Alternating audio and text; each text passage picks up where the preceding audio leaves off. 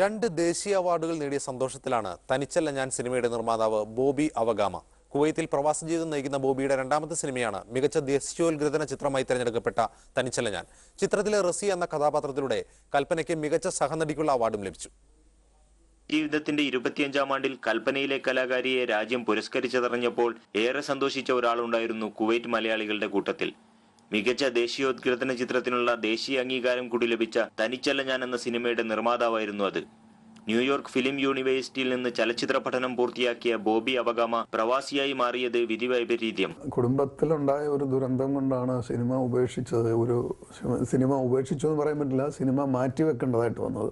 എൻ്റെ ഭാര്യ ആക്സിഡൻ്റായിട്ട് മരിക്കുകയും 3 ചെറിയ കുഞ്ഞുങ്ങളെ ഏൽപ്പിക്കുകയും ചെയ്ത് വെച്ചാണ് പോയത്.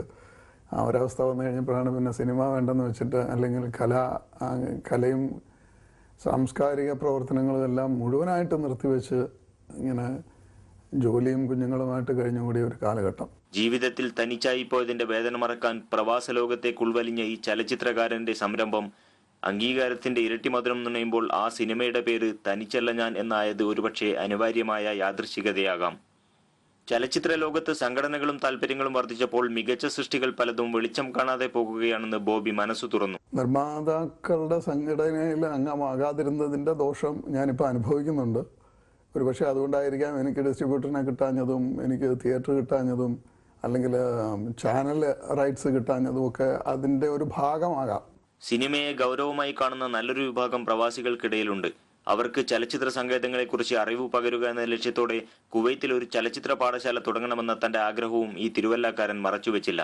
ചലച്ചിത്ര രംഗത്ത് നിന്ന് അകന്നു കഴിയുന്ന ബോബി 30 വർഷത്തിലേറെയായി കുവൈത്തിൽ സ്വന്തം ബിസിനസ് നടത്തി വരികയാണ്. 2 ദശകങ്ങളായി മലയാളി ചലച്ചിത്രാസ്വാദകരെ ചിരിപ്പിച്ചുകൊണ്ടിരുന്ന നടി കൽപ്പനയ്ക്ക് തനിച്ചല്ല ഞാൻ എന്ന സിനിമയുടെ അഭിനയത്തിലൂടെ ദേശീയ അംഗീകാരം ലഭിച്ചിരിക്കുകയാണ്. ഈ സിനിമയുടെ നിർമ്മാതാവ് തങ്ങളിൽ ഒരാളാണ് എന്നറിയുന്നത് കുവൈറ്റ് മലയാളികളെ സംബന്ധിച്ചിടത്തോളം ആഹ്ലാദത്തിന് വക നൽകുന്നു. Muneer Ahammed, media 1 Kuwait.